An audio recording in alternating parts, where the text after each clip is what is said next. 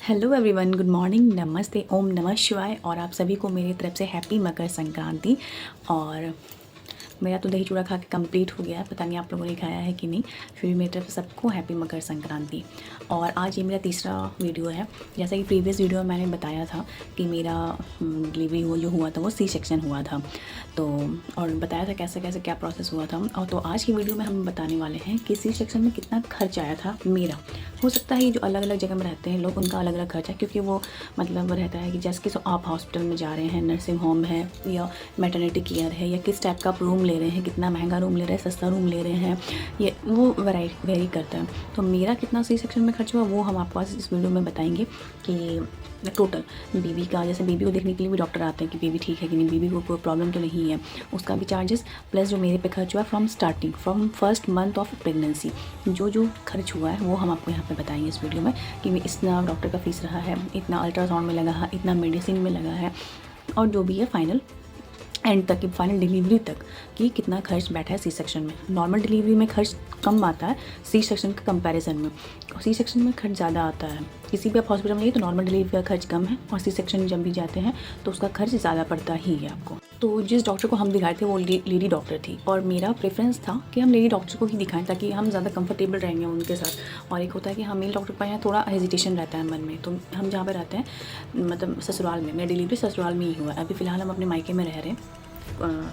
But मेरा delivery जो हुआ ससुराल में हुआ। और from first month of pregnancy से लेकर पूरा 9 मंथ तक, मतलब इनफैक्ट डिलीवरी के 1 महीने बाद तक भी हम ससुराल में ही थे और सब कुछ वहीं पे हुआ था।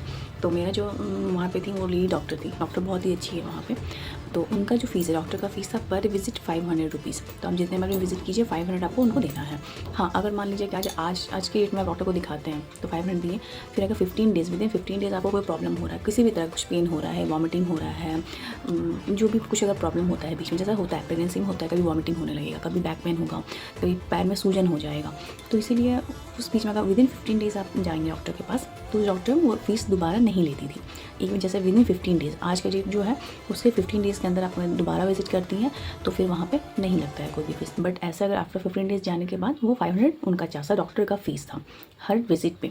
और मोस्ट प्रोबेबली हर मंथ आपको डॉक्टर विजिट करना ही होता है। मान ली किसी मंथ में ही गैप अगर रहा तो रहा, नहीं तो पूरा कंटिन्यूस 9 मंथ में आपको डॉक्टर विजिट रहता है। और आपको रहता है कि नहीं, जो डॉक्टर को दिखा लेते हैं कि सब कुछ ठीक है कि नहीं है, वो चेक भी करती है टाइम टू टाइम कि बेबी का हार्ट बीट कैसा है, बेबी कैसा मतलब ग्रोथ कैसा हो रहा है, बेबी का वेट कैसा है, सब कुछ ठीक है कि नहीं है।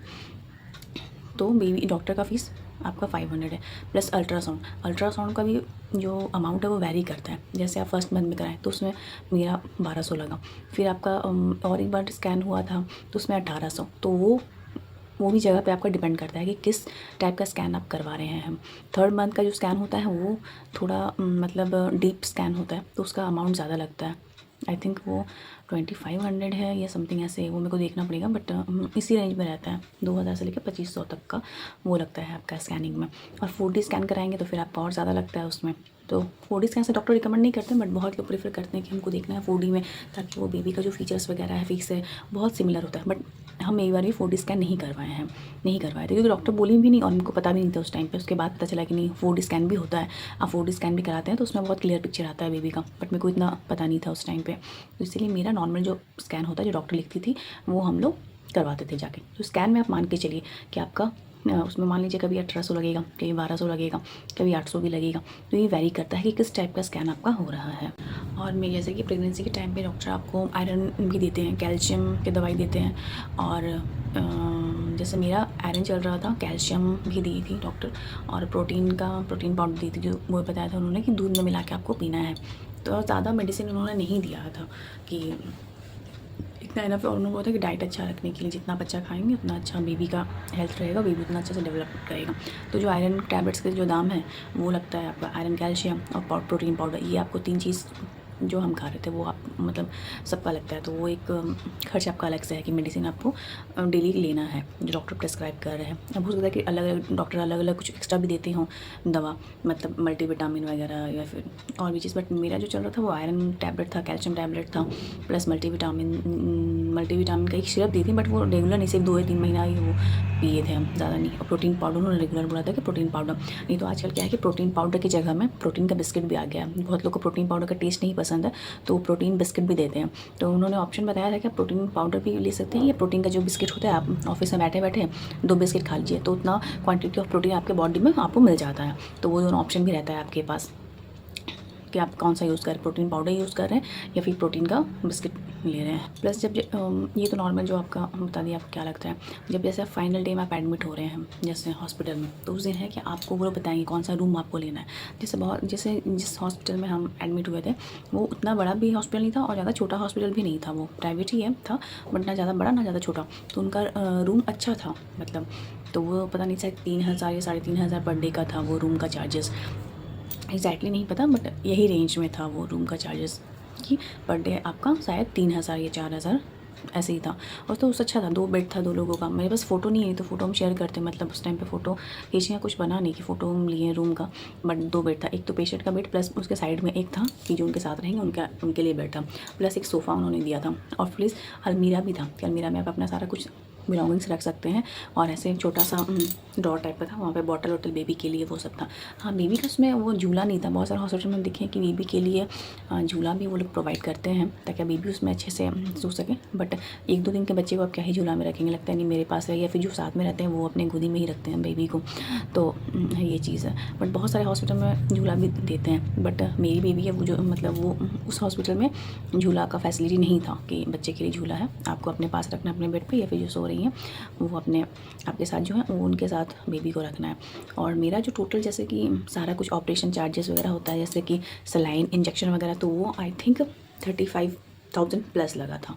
35,000 प्लस दिया था चार्जेस उसमें कि आपका। फिर उसके बाद क्या है, जैसे ऑपरेशन हो गया आपका, फिर उसके बाद भी वो मेडिसिन देती हैं आपको बहुत सारा, मतलब कि बॉडी रिकवर के लिए, मतलब एंटीबायोटिक्स रहता है, पेन किलर्स रहता है ताकि आपको पेन ना हो, मलहम रहता है जो आपको स्टिच पे जब आपका वो ड्रेसिंग हो जाए तो उसको लगाने के लिए। तो उसके बाद भी बहुत सारा मेडिसिन वगैरह रहता है जो आपको वो प्रोवाइड करते हैं। तो ये सब खर्च है आपका सी सेक्शन में। कम से कम आप मान के चलिए कि नॉर्मली भी अगर आपको डिलीवरी हो रहा है, नॉर्मल मतलब कि सी सेक्शन आप नॉर्मल हॉस्पिटल में भी करवा रहे हैं अगर, तो वो कम से कम 65 to 70,000 तो आपका जाएगा। और आप अच्छे हॉस्पिटल में जाएंगे तो 1 लाख वो भी जाता है बिल, किस टाइप का अप्रूव है, किस टाइप का फैसिलिटी आपको दे रहे हैं। और जिस हॉस्पिटल में हम थे वहाँ पे है कि वो वहाँ पे खाना प्रोवाइड कर रहे थे पेशेंट को। जैसे पेशेंट थे तो उनको वो खाना दे रहे थे, जैसे दाल का पानी टाइम टू टाइम मिल रहा था, अजवाइन पानी दे रहे थे, फिर लाल चाय के संग बिस्किट दे रहे थे, खिचड़ी, ये सब चीज़ वो हॉस्पिटल में ही देती थी। ये मेरे को बहुत अच्छा लगा उस हॉस्पिटल का कि आपको टेंशन नहीं, घर से अजवाइन पानी लाना है या फिर खिचड़ी बना के लाना है, ताकि पेशेंट को टाइम टू टाइम वो है कि अपना टाइम पे पहुंचा दे रहे थे आपको रूम में। तो उसका घर में भी किसी को टेंशन नहीं था कि खाना पहुंचाना है और पेशेंट भी रिलैक्स था उस वजह से। तो ये बहुत अच्छा चीज़ हमको लगा कि जो भी खर्च है रूम चार्जेस के साथ आपको वो मील प्रोवाइड कर रहे थे। तो ये बहुत अच्छा चीज़ था मेरे हॉस्पिटल का। हम तो अपना सारा कुछ बता दिए खर्च कितना पड़ा है। बाकी अगर आप लोग भी अभी हाल फिलहाल आपका आप लोगों का डिलीवरी हुआ है तो आप लोग बताइए कि आप लोगों का कितना खर्च पड़ा है, या फिर कोई नॉर्मल डिलीवरी वाले हैं तो वो बताएंगे कितना लगा है। तो और जिनका भी सी सेक्शन हुआ है वो भी बताएं कि सी सेक्शन डिलीवरी में उनका कितना खर्च पड़ा है, या मेरे इससे कम पड़ा है, ये इससे ज़्यादा लगा है। तो थैंक यू। और वीडियो आप लोगों को अच्छा लगा तो लाइक ज़रूर करें, कमेंट करें एंड ऐसे सपोर्ट करें मुझे, ताकि और अच्छा वीडियो या फिर जो भी कंटेंट मेरे को लग रहा है कि हाँ आप लोगों से डिस्कस करना चाहिए, आप लोगों को बताना चाहिए। जैसे हमको बहुत कुछ नहीं पता होता तो हम भी किसी न किसी का वीडियो देख के सीखते हैं, समझते हैं कि हाँ ये चीज़ ऐसे होता है। तो इसीलिए तो ये मेरा पर्सनल एक्सपीरियंस है जो हम आप लोगों से शेयर कर रहे हैं। तो आप लोग भी अपना पर्सनल एक्सपीरियंस शेयर कीजिए और मिलेंगे फिर नेक्स्ट वीडियो में नेक्स्ट टॉपिक कोई न्यू टॉपिक के साथ। Thank you, bye bye.